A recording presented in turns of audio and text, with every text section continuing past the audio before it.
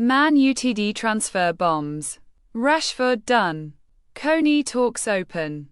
Rooney returns, and huge rival blow. Marcus Rashford's situation at Manchester United has taken another turn this summer. Barcelona did not trigger their £26 million buy option at the end of his loan spell, and a separate clause that would have allowed other clubs to sign him for £40 million has also expired this month. Rashford has not played for United since December 2024, yet reports from BBC Sport indicate he is relaxed about returning to United's training setup once his summer break ends. He has 2 years remaining on his contract. Sources close to the situation describe a more positive relationship between Rashford and new head coach Michael Carrick, a former teammate, compared to the friction that marked his time under previous manager Ruben Amorim. During his loan spell at Barcelona, Rashford recorded 14 goals and 14 assists and won the La Liga title. After his World Cup campaign ended with a bronze medal for England, Rashford posted a message on social media that read, "Keep believing in us. Our time will come. Now it's time for me to rest, reflect, spend some quality time with family and friends, and come back a better version of myself." He is expected to report back for pre-season training around August 10th, when Carrick's squad travels to Ireland for a short training camp. Before moving further into the transfer news, it's worth pausing here.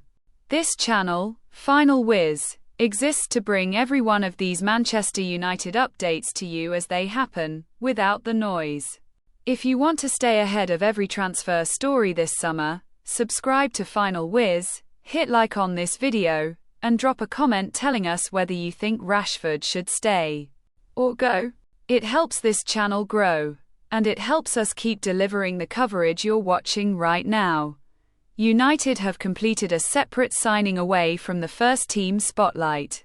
The club confirmed the arrival of Tynan Thompson, an 18-year-old winger from Tottenham Hotspur, for an initial £4 million, with a further £4 million available in add-ons. Thompson was named in Tottenham's Champions League matchday squads last season. Across youth level, from under-18s to under-20s, he scored 13 goals and provided 6 assists, including 7 goals in 7 UEFA Youth League appearances. The agreement with Tottenham includes a 15% sell-on clause as well as matching rights, terms that reflect the value Tottenham placed on his long-term potential. In United's official statement announcing the transfer, the club said, "Manchester United have agreed the signing of exciting young winger Tynan Thompson, subject to registration. The England youth international has joined from Tottenham Hotspur. Everyone at United would like to welcome Tynan to the club and wish him the very best of luck for the future." According to Tottenham reporter Sam Tabatu, speaking to the Manchester Evening News, Thompson's move stemmed from family circumstances.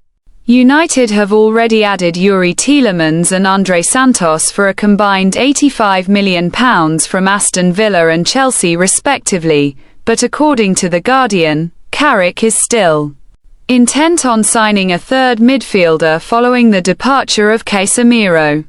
It remains to be seen who that player will be, though it is unlikely to be Atalanta's Ederson. United had previously agreed a deal for the Brazilian before pulling out of the move. Away from midfield, United are also looking to strengthen at left-back after Tyrell Malacia left the club at the end of his contract. Newcastle's Lewis Hall and Fulham's Anthony Robinson have both been identified as potential targets. Hall has impressed at St James's Park since his move from Chelsea, but having already lost Sandro Tonali and Anthony Gordon this summer, Newcastle are unlikely to sell another key player, with Hall under contract until 2029.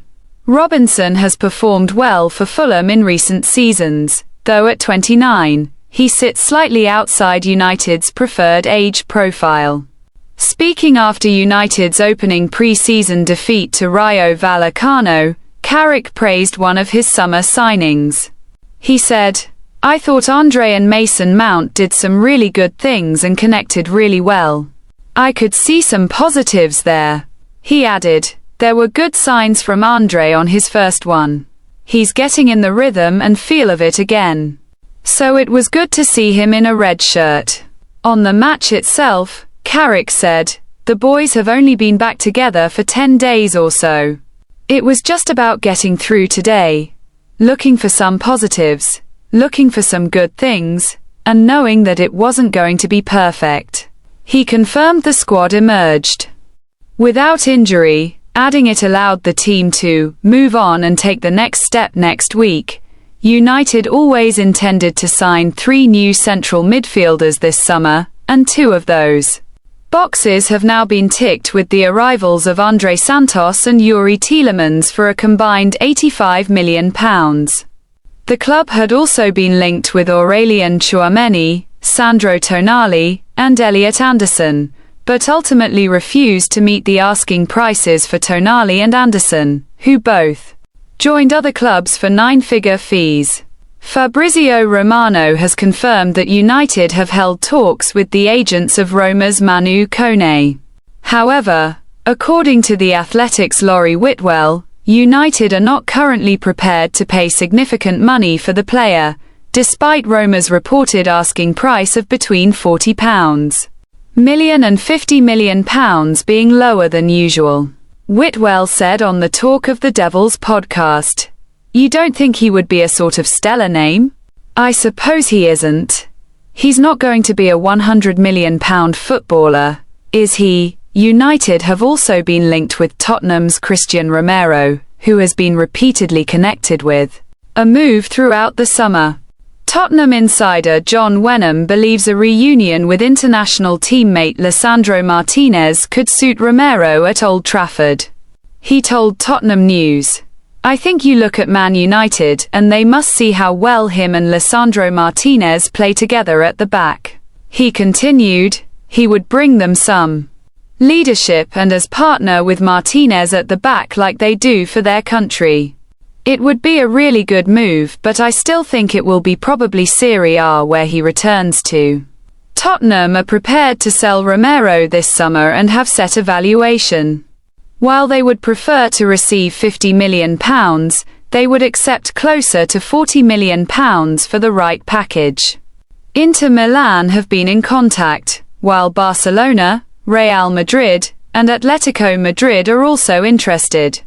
Real Madrid are reportedly reluctant to meet the £50 million valuation and would prefer a lower fee. With the World Cup now finished, Romero may have to report back for pre-season training before his future is resolved. Former footballer and manager Kevin Keegan has passed away at the age of 75, months after revealing a stage 4 cancer diagnosis in May. His family confirmed the news in a statement, saying he was surrounded by his wife and daughter in his final moments. In unearthed footage of his first public appearance following the diagnosis, Keegan was asked by friend Peter Graves how he was doing.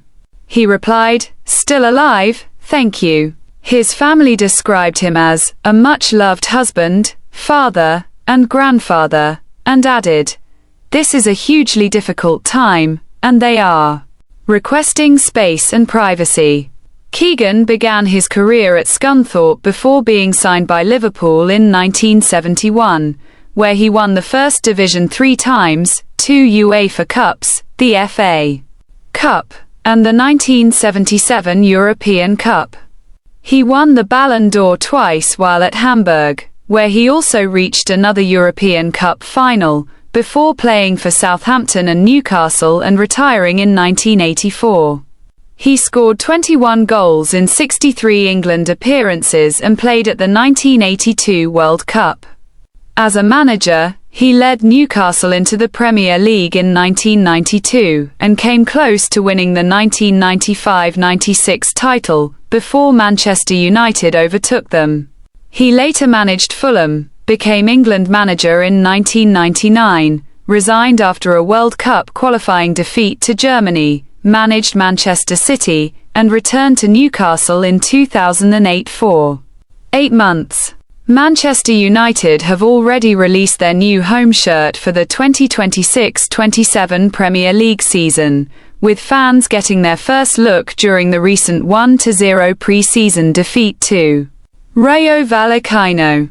The away kit, however, remained unseen until rapper Stormzy shared images of it while attending the World Cup final between Spain and Argentina. He posted the kit on his Instagram story with the caption, @Manu. "You've seen it here first." The design features a bold blue base with red and white trim, referencing kits from the 1980s, alongside Adidas's classic trefoil logo and a subtle wave pattern.